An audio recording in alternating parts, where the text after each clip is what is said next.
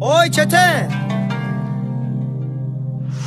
آره چی به نامزدم زل زدین؟ نامزدته؟ با خودت نامزد کردی یا با پول بابات؟ باستا کنار من چهدادر نیار تا مامی تزادار نشده. این کلمه باش حرف دارم، بقیهش براتو دیگه به درد من نمیخوره، با خیانت میده.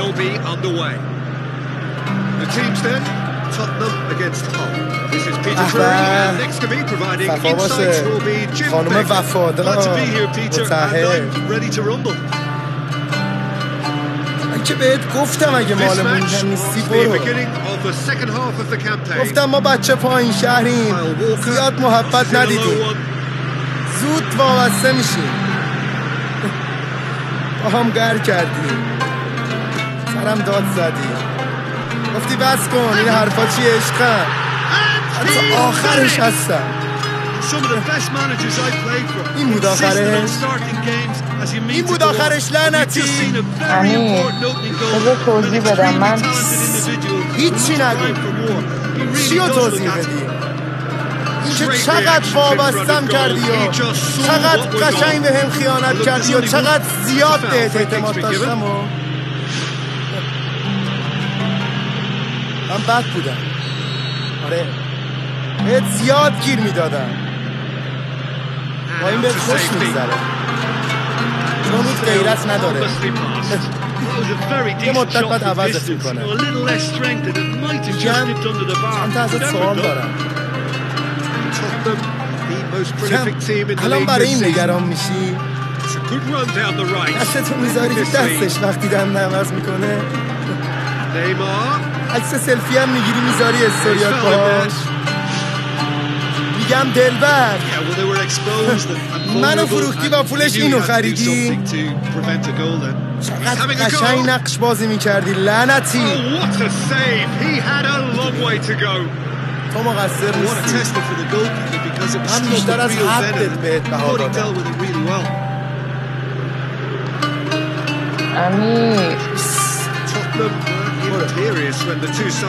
برو خوشبخت بشی، ولی اینو بدون یه روز میرسه دیگه به تو نمیرسه.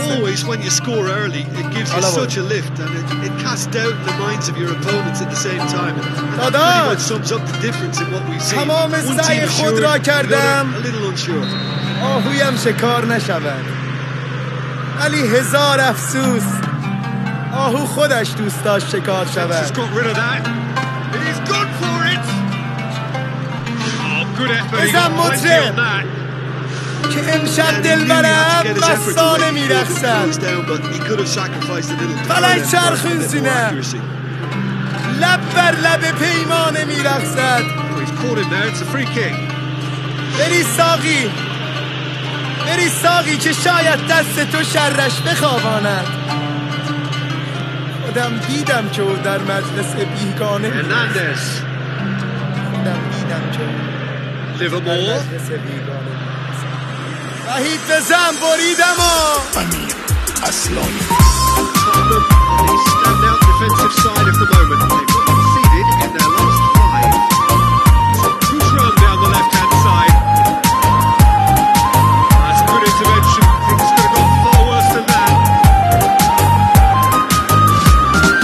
شدیده خب الان بهش میگه خانومم، این که رسمش نبود به خدا داغونم. زندگیم خنده هات هنوزم یادمه، وای چقدر سنگدلی قلبت از آهنه.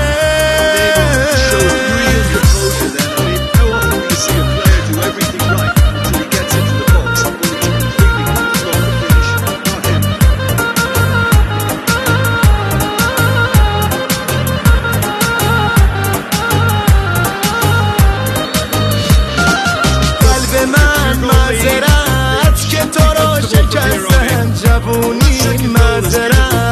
از تو من گذشتم اون گفتش میمونم یادته چرا اینجوری شد ته این رابطه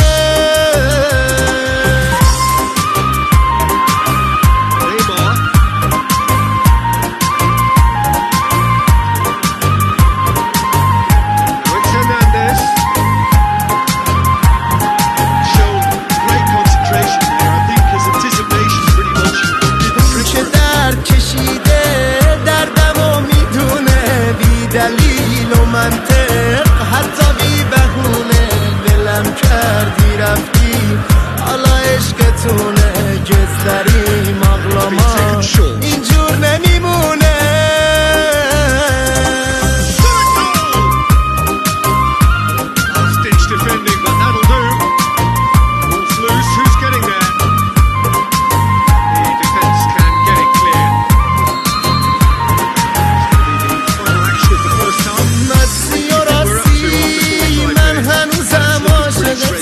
مستی و راستی توی صاحب این دلم مستی و راستی دریا بشی ساحلتم وای عشقم gözlerim ağlar لیلی من مجنون tapılıp gözlerim ağlar خطبه وقتی و خونوب gözlerim ağlar عشق خیانت و خونوب وای ağlar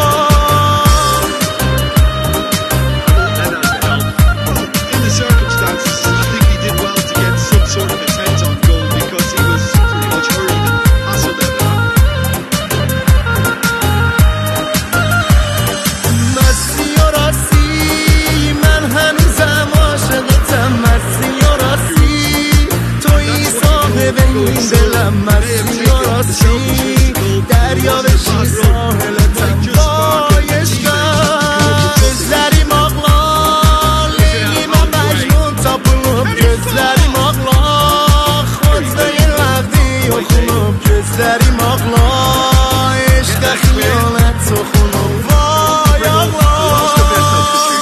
Well, for me, this was the obvious substitution. He'd become just a little jaded, and as a result of that, he was most likely to make a mistake. I think sometimes when the body becomes tired...